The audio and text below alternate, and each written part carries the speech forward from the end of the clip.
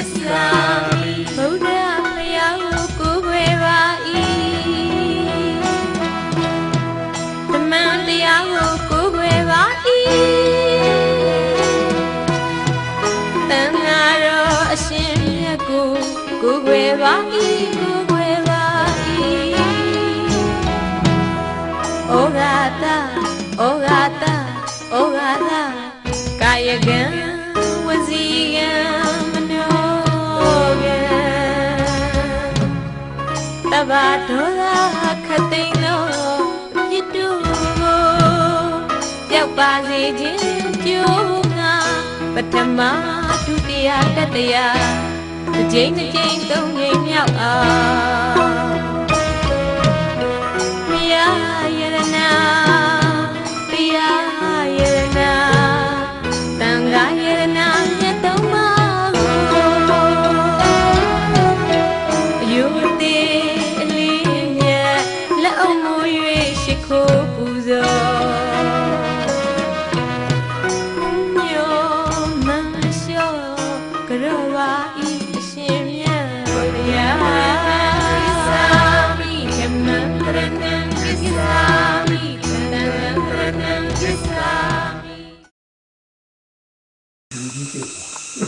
အဖြစ်ဖြစ်တော့ မှန်ပါရှင်မှန်ပါ သူ့ရင်နဲ့ကိုယ်ရင်တူမှမတူတာဖြစ် မှန်ပါရှင် ဟင် မှန်ပါ သူကဒီလိုရလို့ခုဒီလိုရမယ်လို့တော့ပုံစံသူသွားပြီးပုံစံကိုထဲမထဲဘူး မှန်ပါရှင်မှန်ပါရှင် ဒီနေရာတော့မိုးဘူးဆရာတော်ဘုရားကြီးပြောတာလေးဘုရားတော်တော်တော်လေးအဲ့ဒါလေးနားရဝင်ကိုယ်စိတ်ကိုအကဲခတ်ပြီးကျူတာပါ မှန်ပါရှင် ဟုတ်တော့ မှန်ပါရှင် ဘုရားသိကပါကြိုက်တယ်ဘုရားတော်သိပါကြိုက်တယ်ကိုယ်စိတ်ကိုအကဲခတ်ပြီးကျူတာပါ မှန်ပါရှင် အဲ့ဒါလေးမှသုံးတယ် မှန်ပါရှင် ဟင် မှန်ပါရှင် ဒီဘုရားသိကပါဘယ်ဘက်နာနေတယ်ပါကြိုက်တယ် မှန်ပါရှင် အဲ့ဒါကြီးရမှာလေ မှန်ပါရှင် ဟင် မှန်ပါရှင် ဒီတော့ဒီမှာ မှန်ပါရှင် ကျုံမှာပဲဘုရားပြီးတော့ရတာမရတာဘုရားတပည့်တော်များအလုံးဟုတ်ကြပါဘုရား မှန်ပါရှင် ဒါဒုက္ခကျူစားဖို့မကျူစားဖို့ဘုရားတော်များတာဝန်ပါဘုရား မှန်ပါရှင် ဟင်ဒါနဲ့ဒါဆံကိုတော့ဆင်ပြလာစီရတယ်လေ မှန်ပါရှင် ဟုတ်ဗျာဒုက္ခရတော့ရတာလည်းမပြောပါဘူး မှန်ပါရှင် ဒုက္ခရကိစ္စကိုတာဝန်ပါဘုရား မှန်ပါ ဟုတ်တော့ မှန်ပါရှင် ရမရသုံးရမယ် မှန်ပါရှင် ဟုတ်ဗျာ မှန်ပါရှင် ပြီးတော့ဘုရားတပည့်တော်တို့အရှင်ဘုရားများပြည်နေကြတာဒီပါသာလို့ကြတော့ဝိတ္တနဲ့ဝိသနာမှာဘုရား မှန်ပါရှင် ဘုရားတို့ရှုဝေတဲ့ကြတော့အပြင်ကရှုမှတ်တာလည်းအတွင်းမှာအောမိလာပါဘုရား မှန်ပါရှင် အောမိလာတာပြီးနော် မှန်ပါရှင် ဒီရှုမှတ်တာကတော့ဒီကတော့ပေါ်နေတဲ့ပြည်နေတာမို့လားဘု မှန် ရား ပါရှင် ဟင် မှန်ပါရှင် ဒီကိစ္စဆောင်ရတဲ့နေရာဖောင်းတဲ့ပြည်မှာမရှိနေရဘူးဘုရား မှန်ပါရှင် တတိလေးပဲလုပ်အပ်တယ်နော် မှန်ပါရှင် အဲ့ဒါဒီပြည်ကိုစိတ်ကလေးကိုလည်းထည့်ထားပါ မှန်ပါရှင် ဟင် မှန်ပါရှင် အဲ့ဒါအရေးကြီးဆုံးဗျာ မှန်ပါရှင် ဟင် မှန်ပါ ဟင်ကြနိုင်မှာမလားဗျာ မှန်ပါကြိုးစားနေရပါ ဟင် ဟုတ် ဟင်ဆိုတာကဝဲတဲ့ဝဲကိုနေရောက်တွဲထုံနိုင်မှာပေါ့ မှန်ပါရှင် ဟင်ကိုနေစိတ် မှန်ပါရှင် ဟင်တွဲထုံနိုင်မှာမလားရှင်ဗျာ မှန်ပါကြိုးစားပါ အဲ့မဦးတွဲထုံအောင်မလား မှန်ပါရှင် အဲ့ဒါတရားအားကိုပညာလေးနဲ့ချိန်ပြီးပါဗျာ မှန်ပါရှင် ဟုတ်နော် မှန်ပါရှင် ဝရိယကြတော့ရှင်ဗျာဒီသမာဓိနဲ့ချိန်ပြီးပါ မှန်ပါရှင် ဟင် မှန်ပါရှင် ကိုယ်ကခုချိန်တရားတော်ရဲ့ချိန်လေးကြည့်နေဝရိယကရှိပြင်းနေတာများတတ်တာ မှန်ပါရှင် အနာဘောရထားဘူး မှန်ပါရှင် ဒီ မှန်ပါ ပြီးတော့လုံရင်ဖြစ်နေဖြစ်နေအဲ့ဒါကိုချင်းကြည့်တာကို မှန်ပါရှင် ဟုတ်နော် မှန်ပါရှင် ကိုကရှင်ဘုရားလုံးလို့ရတာမှတော့သတိကြောင်းရ မှန်ပါရှင် အဲ့တော့သူ့ဆုတ်လိုက်ပြီးတာလေကိုပါလို့ကိုဆုတ်ပြအောင်လို့ မှန်ပါရှင် လူပါသေးတာ မလိုပါရှင် ဟင် မှန်ပါ ဘယ်သတိနဲ့ရကိုလုံးမဟုတ်ဘူးအဲ့တော့ဒီဝရိယလုံးနေတာပါလို့ပြော မှန်ပါရှင် အဲ့ဒါသမာဓိနဲ့သိနေပူပါဗျာ မှန်ပါရှင် ဟင် မှန်ပါ သရာလည်းလုံးနေတာပါဗျာသရာနဲ့ဝရိယသွားတာဟုတ်ဗျာ မှန်ပါရှင် ဟင် မှန်ပါရှ ဒီ င် ဘုရားတော်ဘုရားကြီးကသရာနဲ့ဝရိယကိုညာညာကြိုက်တော့ မှန်ပါရှင် အဲ့တော့သူတို့ကြီးသွားနေရင် တစ်ဖက်ပဲကြီးဖြစ်တာတယ်နော် မှန်ပါဗျာ ဟုတ်နော် မှန်ပါ ပြီးတော့သူတို့ရှင်ဘုရားတို့ပြည်သူကြီးပါတိုင်းဆိုရင်ရှင်ဘောရှင်ပဲပြီးတော့သွမ်းမှုပေါ်သွားမှုပဲဘူရီဘူ မှန်ပါဗျာ ဟင်ဒါလည်းဒီနာလည်းဘူဘူကြီးတော့သူ့မင်းနာခံမလားမင်းနာခံမလား မှန်ပါဗျာ ဟင်တရားကလည်းသူသွမ်းသူကြတယ်မှာဒီနာကလည်းသူသွမ်းသူကြတယ်မှာဗျ မှန်ပါဗျာ ဟင်ဒီကြတဲ့အောင်တိုင်းနေပါမယ် မှန်ပါဒီစားမှာပါမှန်ပါ အမားလေးတော့ဝိရလည်းထိုးထိုးလို့ထောင်းတော့ဗျ မှန်ပါဗျာ ဒီဖိနေမောလားဆိုပြ မှန်ပါသူစားနေမှန်ပါဗျာ ဟင်ရှင်ဘောရှင်ပဲပဲဖြစ်တယ်လွှမ်းမှုပေါ်လွှမ်းမှုပဲ မှန်ပါ တရားကအားကောင်းရင်ဟိုတိမ်ပန်းနဲ့သွားတော့ မှန်ပါ ပညာကအားကောင်းရင်တိမ်ပန်းနဲ့သွားတော့တာ မှန်ပါ ဟုတ်နော် မှန်ပါ သမာဓိကအားကောင်းရင်တိမ်ပန်းနဲ့ မှန်ပါ ဝရိယအားကောင်းရင်တိမ်ပန်းနဲ့ မှန်ပါ ဒီအဲ့ဒီကြားရှင်ဘုရားဒီဘုရားနဲ့ဆိုရင်တော့တတ်ပြဖို့လိုရမှာ မှန်ပါမှန်ပါ ဒီပြတာကောင်းလာတတ်ပြလို့ မှန်ပါကောင်းလိုက်ကြလိုက်တော့ တတ်ပြဖို့လိုရမှာဗျာဒီခေရာလီအောင်ရပါဘုရားဒီဘုရားတို့ဆောင်ရွက်နိုင်လေးဒီသာသနာ့ကိုသူရှိတယ်နိုင်တော့ဆောင်ရွက်ပါဘုရားဟုတ်လားပြီးတော့အတ္တတာမထူတဲ့ရှင်ဘုရားပြည်ကိုဒီပါဟုတ်နော်ပြီးတော့ဘာကျိုးဆောင်ရခြင်းချင်းကိုကျိုးအဆုပ်ရုပ်စီနဲ့အတ္တတာမထူဘူးကောင်းပြီးတော့မဟုတ်လားဟင်ဒီနိုင်ကြီးတဲ့ဘုံနဲ့ပုံနဲ့ကိုနဲ့ပဲပြောရဒီနေပြည်တော်နေတော့ဟောမှာပါ နေတော့ဆင်ကပူမနေရပါ နေတော့အတုမိတာ နေတော့ကျွတ်ရမင်းတို့ရံကမှာပါဟုတ်ပါလားဟင်ဒီကြီးအစ်စ်ဒီမိတာဘုရားအတုကြီးမိတာ အမှကျွတ်မပါပါဘူးဟိုဟုတ်ကဲ့မတဆင်ပြောရဲဟိုဒီရစားတဝင်းနေကြရဖို့ပါတဆင်ဟိုရှိရဆရာတို့ဒီလာဆွဲတဲ့ဟာတွေကသူဆိုင်ကြီးမလာသေးနဲ့လို့သိချာမှားလိုက်ပါ မဟုတ်ဘူးဘယ်လိုလုပ်ရပြော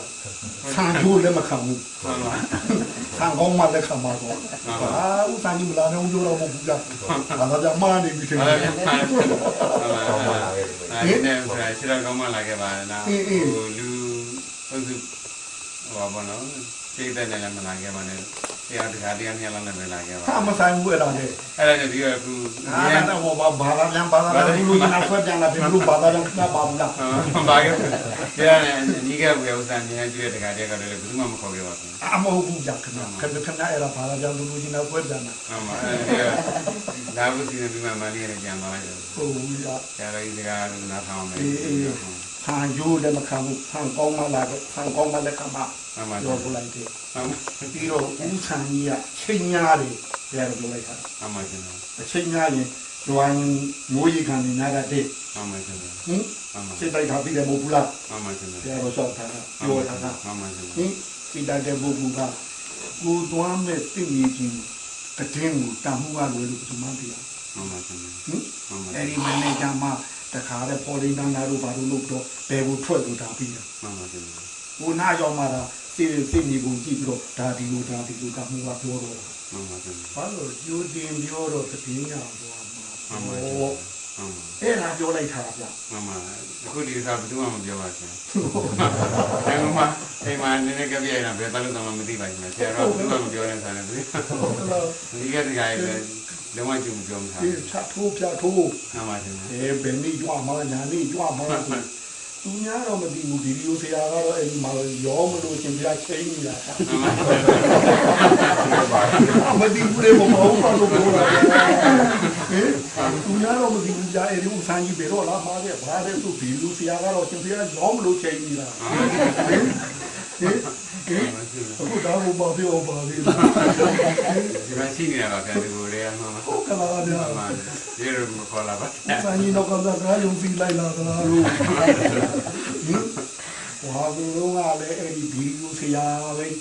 ချိန်နေတာရှင်ဘုရားကချိန်ပြီးချိန်လို့မပြီးဘူး မှန်ပါရှင် ခုမြင်မှုရောက်နေပြီခုချောင်းရောက်နေပြီဘယ်တရားပွဲပြီးရင်ဘယ်လာမှာတဲ့ဆိုနေပြီဒီကတည်းကဒီကကြွားလုံးလုပ်နေတယ်ဟင် မှန်ပါရှင် ဟင် မှန်ပါ အောင်ဆုံးဘယ်မှပြောလို့မရတော့သူတကယ်ရင်းနဲ့လှည့်ပတ်ခေါ်လာပြီးဝါဆိုမှတပွဲလုံထား မှန်ပါ ဟင်ဘာဒီကတော့နာဘူးဟင် ဦးဆန်းကြီးချိန်လုံးမရတော့သူ့တကယ်သူ့ကြံချိန်ပြီးတော့ဦးတော့သားသွားဒီ ဆရာတော်ဘယ်လိုပဲဖြစ်တစ်ဆင့်စကားကိုလည်းဆရာတော်စကားလိုပဲဒီမှာပြောပြီးတော့တိကျနိုင်တာပါတယ်ဗျာမကွေးဆရာတော်ဖျားကြီးအဒီမာနေလည်းပြန်လာအဲ့မှာတရားဟောပြီးတော့အမှားမှန်လေးကနေတစ်ဆင့်လာရင်ပိုညံ့ပါတယ်ခင်ဗျာဒါပေမဲ့ဆရာတော်ရဲ့တစ်ဆင့်မလာနဲ့တည်းရလာဆိုတော့ရန်ကုန်ထိပြန်ပြီးတော့ညဘက်ရန်ကုန်ပြန်ခဏလေးမနေ့ကျမှရန်ကုန်ထိပြန်ထွက်လာမမချင်း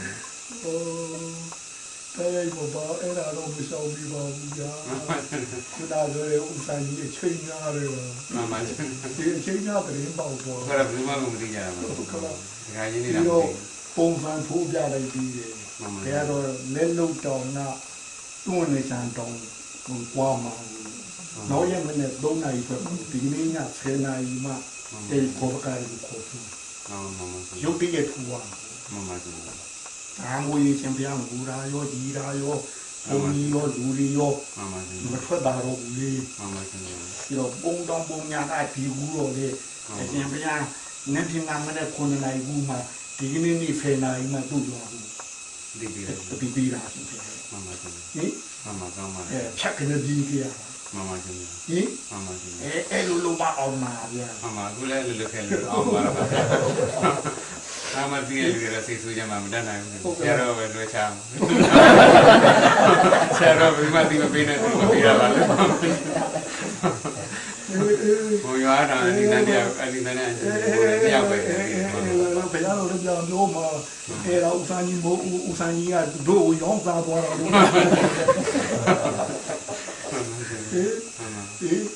ီအဲ့လိုဖြတ်ထူးလေးမှရတာမမချင်းမမဒီလမ်းပေါ်မိဘနဲ့ဘာလို့မရသေးလားမမချင်းဒီမိဘနဲ့မိဘနဲ့မေတ္တာပဲပွားခဲ့ပါတယ်ဗျာစီဒီနော်ရောင်းလို့ဘူးလားမလုပ်တော့ပါဗျာတရားလေးတော်များလာတော့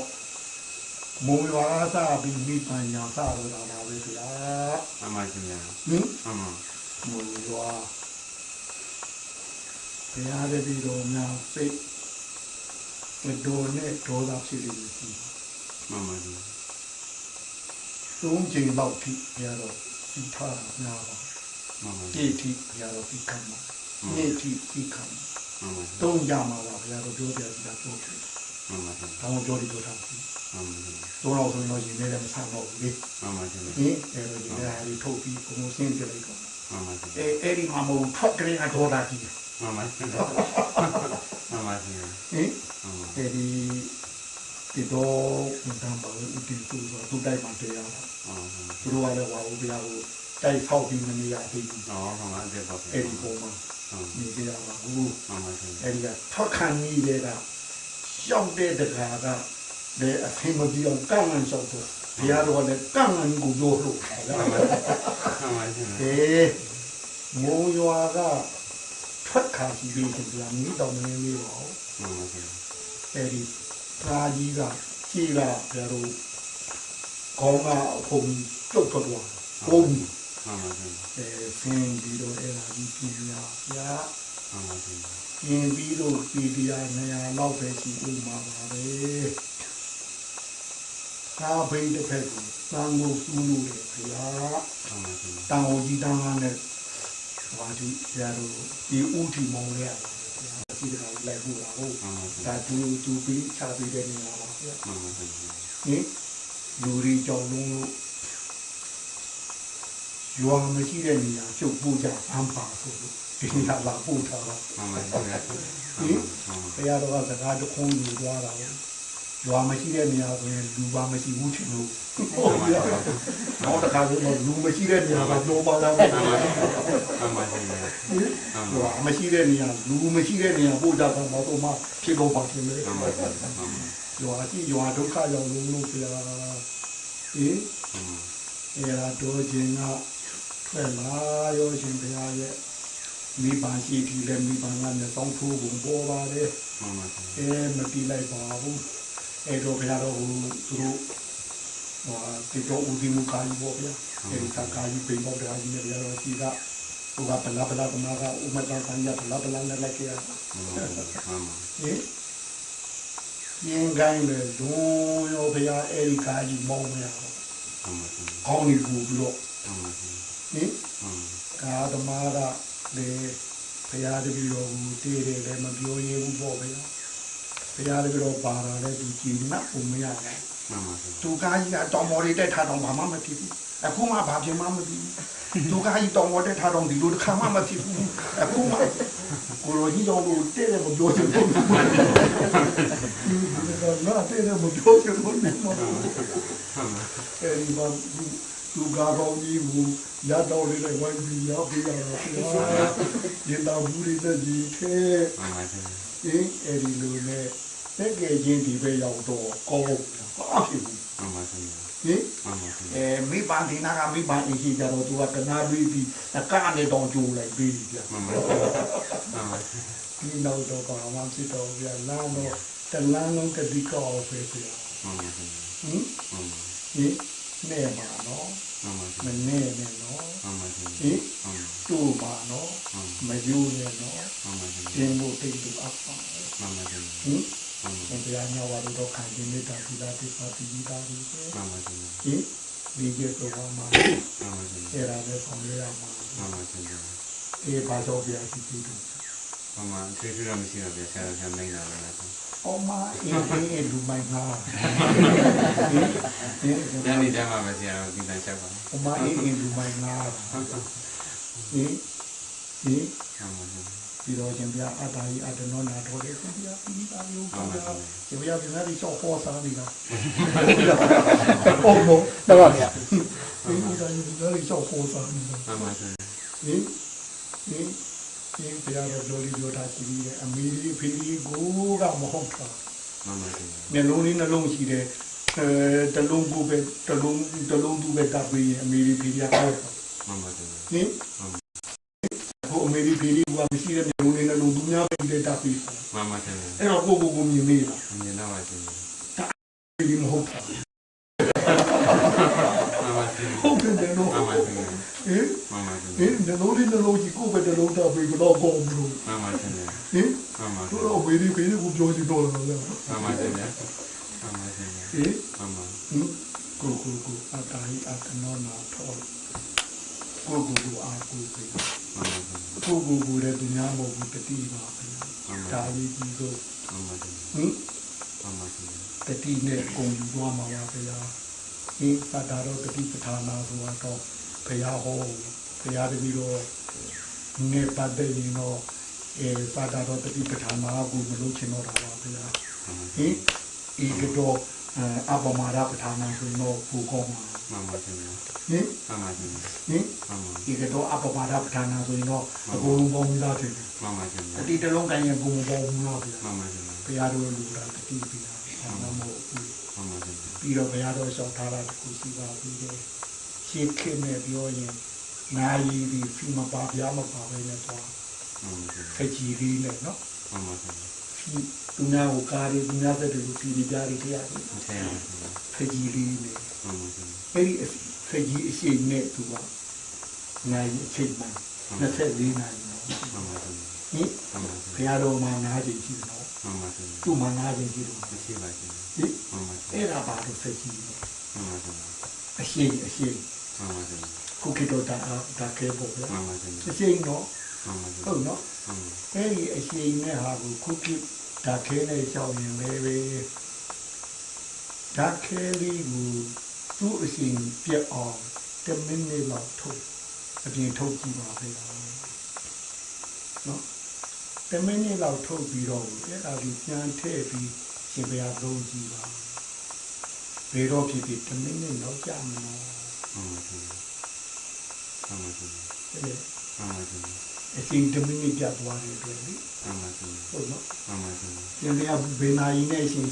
10မိနစ်လောက်ကြာမှာဖြစ် မှန်ပါရှင် ဟုတ်ပါလား မှန်ပါဟုတ်ပါရှင် ဟင် မှန်ပါရှင် အချိန်10မိနစ်ပြတ်သွားတယ် မှန်ပါရှင် အချိန်မပြတ်မှ24နာရီကြာပါဘူး မှန်ပါရှင် ဟင်အဲ့ဒီအချိန်နဲ့တည့်ရမှာလေ မှန်ပါရှင် အဲ့တော့မဟာစီကြတော့အမှားတက်တယ်လို့ခေါ်တာဘူးပြ မှန်ပါရှင် ဟင်အမှားတက်တယ်ဆိုတာအချိန်ပြောတာဘူး မှန်ပါရှင် ဟ ဟုတ်နော်အဲ့ဒီအခြေအနေကထူးကြီးကြီးပါလေဗျာတခြားသောထားပြမရှိပါဘူးဟင်အဲ့ဒီရှင်ပြတာခဲဒီတော့10မိနစ်လောက်တော့မထုတ်လိုက်ပါနဲ့ဘယ်တော့ထုတ်ထားလဲတကယ်အကုန်လေးသိဝယ်မစားဟုတ်ပါဟုတ်လားဗျာဟုတ်ပါအတက်ကပြရမှာဗျာဟုတ်ပါတော့ပြီးတော့ရမှာလားဗျာရှိတဲ့တာကလေးမင်းတော့မှာပါဗျာဟေးလာမော်တော်ကားတာခဲထည့်ထားလားမှန်ပါစင်ဟင်မော်တော်ကားကတော့သူ့ဟာသူမောင်းနေသူ့ဟာသူအဝင်တော့မဟုတ်ဘူးလားမှန်ပါစင်မှန်ပါမှန်ပါစင်ကပ်ပြရသေးလားကပ်ပြရတာပါဗျာမော်တော်ကားတာခဲထည့်ဗျာမှန်ပါစင်မှန်ပါသူ့ဟာသူမောင်းသူ့ဟာသူအားဖြည့်တာလေမှန်ပါစင်ဟင်တကယ်ကြီးလို့ပါဗျာမှန်ပါစင်ဘာမှမဟုတ်ဗျာမရှိဘူးမှန်ပါစင်အနုရုဒ္ဓလည်းရှင်ပြပြီးတာမှန်ပါစင်ရှင်မာတာရိပုဒ္ဓနဲ့ပြောတာလေမှန်ပါစင်ဟင်ငါကအပင်ရင်းနဲ့ရထားပါရဲ့နဲ့ဟုတ်ကဲ့မှန်ပါစင်ဘုရားခိုင်းတဲ့အတိုင်းလုပ်ပါရဲ့နဲ့မှန်ပါစင်အဲ့ဒီနဲ့လေးနှစ်ခုကိုရှင်မာတာရိပုဒ္ဓထိုးပြလိုက်တာလေမှန်ပါစင်ဟုတ်နော်မှန်ပါစင်ဟင်တည်သွားရောလားမှန်ပါစင်မှန်ပါကိုရှင်ဘုရားလိုက်တော့ပေါ်တာခရီးတလုံးဆောက်တယ်မှန်ပါစင်မှန်ပါစင်ဟင်မှန်ပါအဲ့ဒါတမင်းတော်တို့ဖြုတ်ထားနေဦးရမှန်ပါစင်ဒီအမြဲတမ်းတာထားပြန်တယ်တာကဲဘာတော့တစ်ပေဒီကဘာလာရှုပ်ထားတော့ဒီတစ်ပေဒီသူကတော့ဦးဆိုင်ကြီးနားဖွင့်ပြီးကိုလာနေမှာဟုတ်ပါပဲဒီရောက်မှသိတာသူရောက်တယ်ဒီရောက်မှသိတာဟုတ်ကလားဒီကနေလေရောက်တာဝါသူဘွေသားကညာကုန်ဘွေသားနဲ့ဖက်သွေရှိတယ်နော်အဲ့ဒါလည်းပြည်ထားရဟင်အရှင်ဘုရားဟိုကြောင်းသားပြောမိပေါ့မုံရတကားကြီးတော့ပြောရတယ်ဗျာဟုတ်ပြီဘောတော်ကတကားကြီးပြောလို့လည်းကြောက်တယ်ဒီရန်ကုန်တော့တရားပဲပါပါတယ်ဒီလည်းပြည်သူပြည်နေတယ်တရားပဲပါဟိုရှင်ဘုရားဟောဘောဒီတထောင်လုံးကကလေးတော့ပါသေးလားမပါပါစင်တယ်ဘယ်သူမှမပါဘူးဩသူ့အမေတို့လားဘယ်တော့လာဆောင်ပြီးမှမှန်ဟုတ်တယ်သူပဲပြန်ပြောတာဗျဆရာတော်မလာသေးနဲ့ပြောတာအေးမလာသေးနဲ့မဟုတ်ဘူးဆရာတော်သူပြောတာပါဆန်ဂျိုးလည်းခံကောင်းမှလည်းခံမှာမှန်ပါစင်ပါလာရှင်ဘုရားကြီးလူကြီးတဲ့ဟိုမှန်ပါစင်တော့ခုဒီကြရဲ့ဆရာတော်ရှင်ဘုရားကလည်းတကူကကြောင်းရှင်ဘုရားရဲ့25ပါးကိုမှန်ပါစင်ဟိုအဲ့ဒီကြီးတော့ညာဘက်ချီကိုဘိုးကရှင်ဘုရားဟိုမိုးလုံးရှိသေးတာမှန်ပါစင်ဗျာမှန်ပါဟုတ်ပါဟင်မိုးလုံးရှိသေးလို့မလားနဲ့မှန်ပါစင်အယောင်မယောသေးဘူးပြောမှန်ပေါ့ဗျာမှန်ပါစင်ဟင်မရှိတော့ခရီးသွားတော့တွေးကြွတာဘူးမှန်ပါစင်ဟင်အဲ့ဒါလေးကြည့်ပြီးတော့မကြွနဲ့အိုးပြောဒီတော့ရှင်ဘုရားအမေတို့ကြီးတို့ကလည်းအဲ့လိုပါလိုက်တာပဲမှန်ပါရှင်ဗျာတောင်းတောင်းမှကြွားတယ်ခဏသားပြောလိုက်အဲ့လိုပါလိုက်တာမှန်ပါရှင်ဗျာဒီဒါတွေကဘာလိုက်လို့ထားလို့ဟင်အားကြောက်လေအားငယ်လေးအားငယ်လေးကဘုံစုပြီးတော့အဲ့ဘုံကြီးတို့နှစ်ခါပြန်ပြီးတယ်တော့ဗျာဖတ်တန်းကြီးပါဗျာဟောရဖတ်တန်းကြီးဒီအနေထားတင်ကလူပြီးဘာလို့မလုပ်လဲအနေထားကြီးနဲ့ဘာလို့မလုပ်လဲအားကြောက်အားကြောက်လေဒီအနေထားကြီးနဲ့ဘာလို့မလုပ်တော့ဘူးနဲ့ဘာလို့မလုပ်လဲသူကဘုံကိုပဲပေးရခိုင်းပြီးတော့တယ်သူကလည်းဘောပင်လေးဘွယ်ပေးတယ်သူ့ကိုအဲ့ဒါစာဖြစ်ပြီးတော့ရေးမလို့တဲ့ဂရောဆုံးများနှစ်ခါမှလည်းလေးတာနှစ်ခါမှလည်းလေးတာကြလူတော့မှလေးထားမရှိဘူးကြတော့မှကြည့်ပါဦးဟင်ဒါအရှင်ဘုရားမျိုးတွေပဲအရှင်ဘုရားဘာပါမှာလဲတကယ်မပါပါဘူးဟင်အရှင်ဘုရားတော့ကကာလာလာပြီးပြောဦးတော့ဟင်တို့ပြောနေကြစကားကြည့်သားပဲဗျာဟင်ပုဂ္ဂိုလ်နဲ့တန်ခါတဲ့မြေတို့ပြောပြီးသားဟုတ်နော်ဝန်တန်းမှာများဟုတ်နော်ဟ ဒီသူတထုံဖေးယုံတဲ့တုန်းကသင်ပြအဲ့လိုငါတော့ပါဗျာဟာတော့သူတို့ဖေးယုံကပြောတော့အနာပစုခေါ်တာပေါ့ဗျာ မမရှင် တော့ဒီဘက်တဲ့ရောကြီးပေါက်ထားဆိုဗျာ မမ ဒီတိုင်းတော့ ဒီတိုင်းမှာတကယ်တော့မမ ဟေး ထားပါတယ်ဗျာမမ တထုံဖေးယုံမှာတက်ရတာဟုတ်ဗျာ မမရှင် အဲ့ဒီတုန်းကဟိုမှာအပေါ်ဝမှာရေးထားတယ်ဖေးယုံရဲ့ကိုလက်နဲ့ခိုင်ဆောင်ပြီးမြေတူနှောက်မြန်လို့ရအောက်ကဆရာဟိုမြို့နယ်ဆရာဝန်ကြီးအဲ့ဒါလေးအဲ့ဒါလေးမကလာကြည့်ရ မမရှင် အဲ့ဒါဒီတလားအတွင်းကိုအရင်ဆရာဝန်ကြီးပြောင်းဟိုတော့အုပ်စုဆိုတော့အုပ်စုပြောင်းသွားနောက်တစ်ခါဦးနီလာ မမရှင် ကိုကတော့ဆိုင်မှုကျတော့ဆရာဝန်ကြီးပဲဒီကိုကတော့ပြောင်းသွားပြီနှစ်ယောက် မမရှင်မမရှင် ဟင် မမ ဟင် မမ အဲ့ဒီမှာဆရာဝန်ကြီးနဲ့ဦးဖြူနှစ်ယောက် မမရှင် နော် မမရှင် ဟင်ဆရာဝန်နဲ့ဦးနီနှစ်ယောက်ရှိတာ မမရှင် ဟင်ဦးဖြူဦးနီဆိုတာမိဘကငွေတဲ့လူသားဟုတ်နော် မမရှင် ဟင် မမ ဆရာဝန်ကြီးဆိုတာကသူ့ပညာပါရမီကမွေးထားတဲ့ပညာသား မမရှင် လူသားနဲ့ပညာသားနဲ့ဦးရှိ မမရှင် တို့ရဟန်းကြတော့လေအခုမြင်နေရတာကတော့မိဘနှစ်ပါးကမွေးထားတဲ့လူသားအဲ့ဒီလူသားမှာဉာဏ်ရှိတယ်ဉာဏ်မပြည့်နိုင်ဘူးသူ မမရှင် ပြည့်နိုင်မှာမ မ လား တင်နေရှင် နော်ဒီဝါဒမျိုးတော့ဘုရားလာပြည့်နေတာဟုတ် မမရှင် ဒီဉာဏ်ရှိတယ်ဘုရားရှိတယ်ဟုတ်ဗျာပြီးတော့ဘုရားရှင်ဘုရားလူရှိပြောမှာပေါ့ဘုရားတို့တီလူပြောတာမဟုတ်ဘူး မမ တွေးပြီးပြောတာဟင် မမရှင် ခန္ဓာ၅ပါးတိဖောက်တယ်အဲ့ဒီခန္ဓာ၅ပါးမြည်၍သူ့ကိုအလိုကျွေးပြုဖို့အညာသမားစိတ်တူဆက်ဆံပါခဲ့ရအဲ့ဒါရှင်တရားဝါပြီးခွာဘက်တော့ မမရှင် ဟုတ်တယ်နော် မမရှင် ဟင်အဲ့ဒီအနေတော့ဒုက္ခနာကိုကြီးနဲ့တဲ့မတဲ့ခံစားကြည့်သူကခံစားမှတ်သားကြည့်သူကမှတ်သားအဲ့ဒီကတဲ့တာကျင်းတဲ့တာတော့မတဲ့တာတော့မတော့ဘူးနော်ဟုတ်နော် မမရှင် အဲ့ဒီချိန်မှာဟိုဓာတ်နဲ့တဲ့ရောကြိုက်ဘူးဓာတ်နဲ့မတဲ့တော့မကြိုက်ဘူး မမရှင် အဲ့ဒီကနေ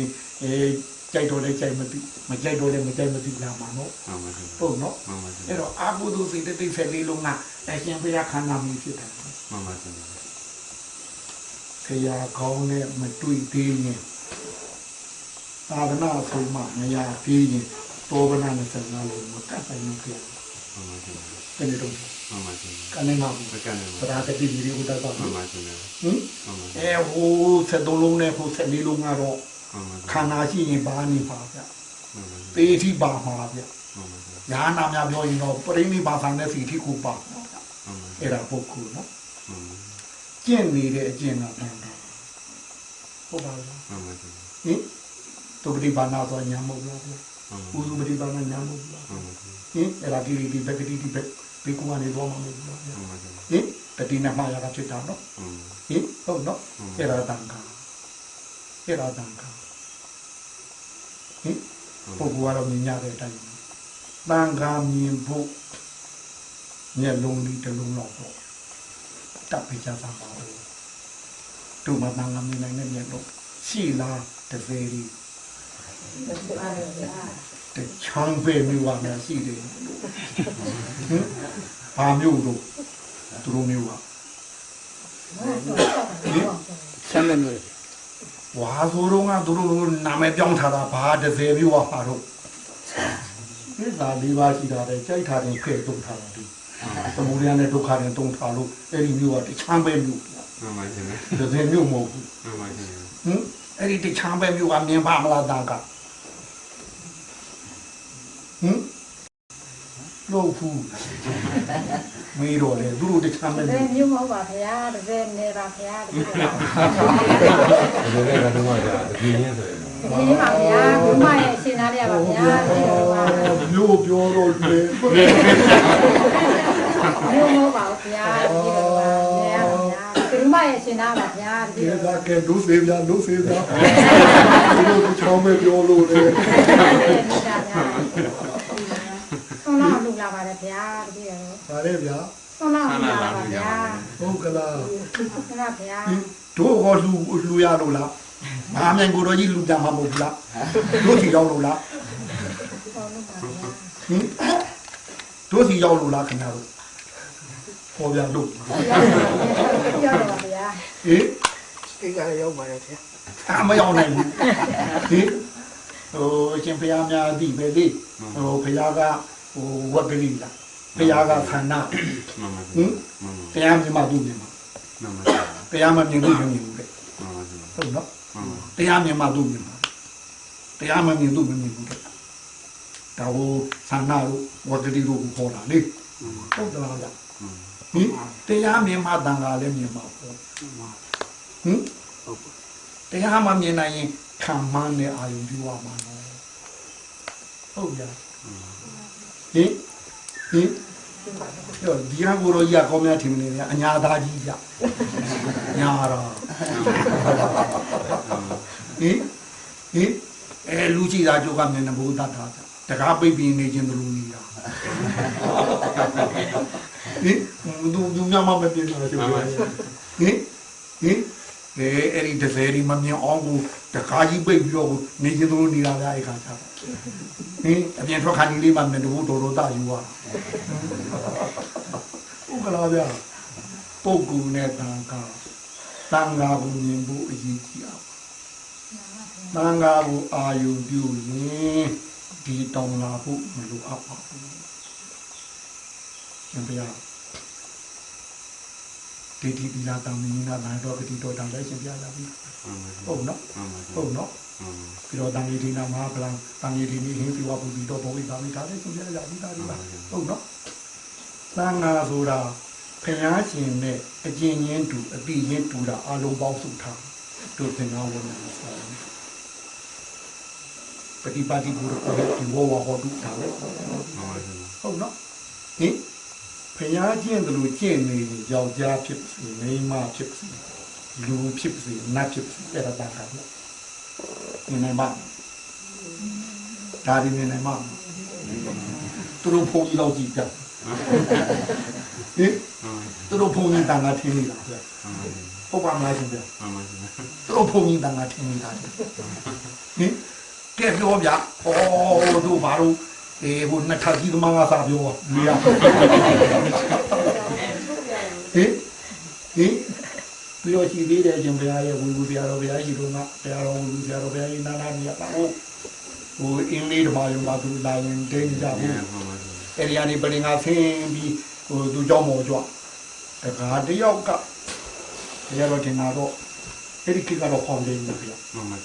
ဖောင်ဒိန်နဲ့လုံးလုံးတော့သူကဒီဖောင်ဒိန်ကသူ့အသက်နဲ့သူပါဆရာတော်ဘုရားကြီးလက်ကိုလိုက်တော့ဒါရအောင်လို့တယ်ဒါရအောင်လို့တယ်ဖောင်ဒိန်နဲ့ဆရာတော်ကြီးလက်လိုက်တော့တာဗျာဟိုကြောင်းမော်မရောက်မချင်းဟုတ်တော့အခုလည်းမင်းတို့ဘောပင်ကပါတော့တို့တာပါတော့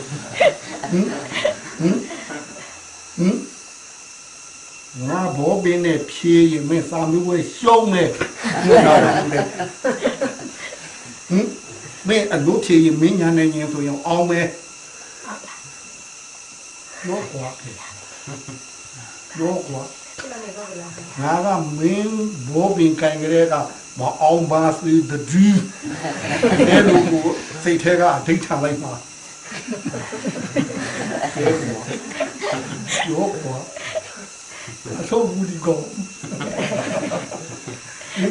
ဘူးဒီကောင်နဲ့တန်ခါအာယုံပြုရင်အကုန်ပြီးပါပုဂ္ဂိုလ်အာယုံပြုတဲ့ခါကျတော့တစ်ခုခိုင်းမှတစ်ခုရမှာနှစ်ခုမရဘူးနော်တန်ခါအာယုံပြုလို့ရှိရင်အခုလည်းပြီးရင်လည်းပြီးပါဟုတ်နော်တန်ခါဆိုတာနဲ့တို့ပြောနေကြဆိုစစ်တပ်နဲ့တူတယ်စစ်တပ်ကတယောက်ထဲနေတယ်ပေါ့ဒီနေ့ဝင်တဲ့စစ်သားလေးကနေဘူဂျိုမူကြီးစီထီအောင်စစ်တပ်ကိုပြော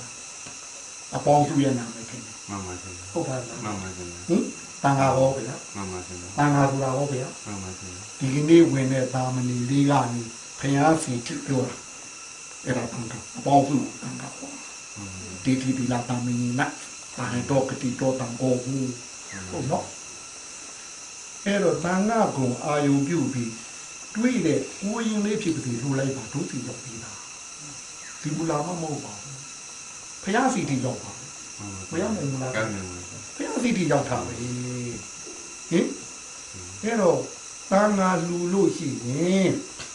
တို့တိုင်းပြည်သင်္ဃဝတ်နဲ့တန်ခါတွေရှိတယ်လို့လုံကြီးဝတ်နဲ့တန်ခါတွေအမြောက်များပါရိတ်တာတိုင်းမှာရှိတာဟုတ်နော်ဟုတ်နော်မထေရောက်ပါရင်အရိယာပေါ့ဗျာမထေမရောက်သေးရင်တော့အရိယာဟိုပေါ့ဗျာယောဂီခေါ်ပါပေါ့ဗျာအရိယာနွယ်ဝင်လို့ကျန်တော့ရိတ်တာကတော့သုံးပါပဲနော်အရိယာနွယ်ဝင်နဲ့အရိယာပဲကြွားပါတယ်ဟင်မှန်နေတဲ့ချိန်မဲမမေးတာအဖြူတဲ့ဝင်နေတဲ့အရိယာနွယ်ဝင်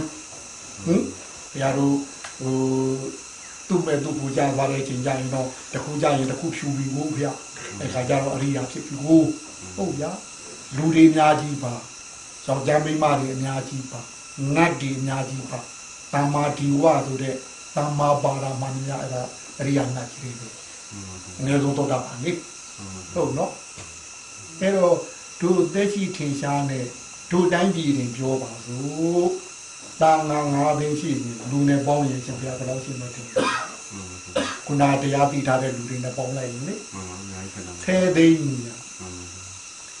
ပြီးတော့ကဘာနဲ့ပေါင်းလို့ရှိရင်10သိန်းကနိုင်လို့ရှိပြရတယ်ကနိုင်မှာမလားက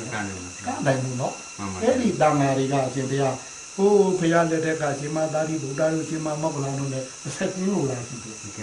2500ကျော်တဲ့ဒါအခုရှိနေတာ2500ကျော်နဲ့မပြင်းဘူးနောင်ပွင့်အောင်မဲ့တန်ဃာတွေနဲ့အခုတော့ကျင်းပါမှာပဲမကျင်းနိုင်ဘူးဗျဟုတ်ဗျအဲ့တော့တန်ဃာအာယုံပြုလိုက်လို့ရှိရင်အောက်လာမှလည်းမနေဘူးဟိုအရင်ကလည်း2500ကျော်မနေဘူးအခုလည်းမနေဘူးဟင်အဲ့တော့နထာပင်ငန်းလေးတစ်ထေနဲ့တန်ဃာတစ်တောင်းနဲ့ပစ္စည်းကတော့နထာပင်ငန်းတစ်ထေပေါ့လေစေရနာကသာမကဘူးခေသာမကဘူးတန်းတရားမကဘူးဗျအဲ့တော့ဒီသင်္ကန်းကယူပြီးမှလားစေရနာကယူပြီးမှလားစေရနာယူပြီးပါဗျာဒီဘုရောတဲ့ဒီတာဘာလို့ဒီလိုလုပ်တဲ့ဒီတာအဲ့တော့ပုဂ္ဂိုလ်တူတဲ့ကိုအာယုံပြုရင်စေရနာတစ်ခုဝတ္ထုတစ်ခုစေရနာတစ်ခုအကျိုးပေးတစ်ခုနော်တန်ခါအာယုံပြုလိုက်လို့ရှိရင်ဝတ္ထုကတော့တစ်ခုပဲစေရနာကအနန္တထင်တယ်ဘယ်လောက်ရလို့ပြောနိုင်မှာမလဲဟင်တန်ခါရည်တွေလည်းအနန္တောပဲလေတန်ခါဘုံကလည်းအနန္တောပဲလေ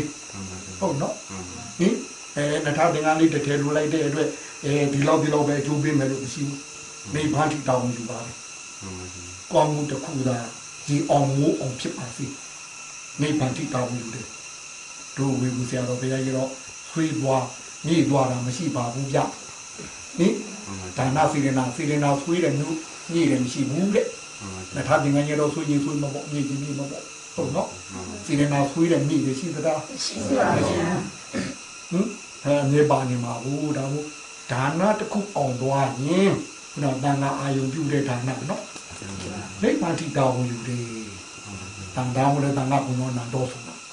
ပြီးတော့တန်ခါအရေးအတွက်ကလည်းဘယ်လောက်လဲလို့ကိန်းကနာမရှိဘူးအတန်တာပဲ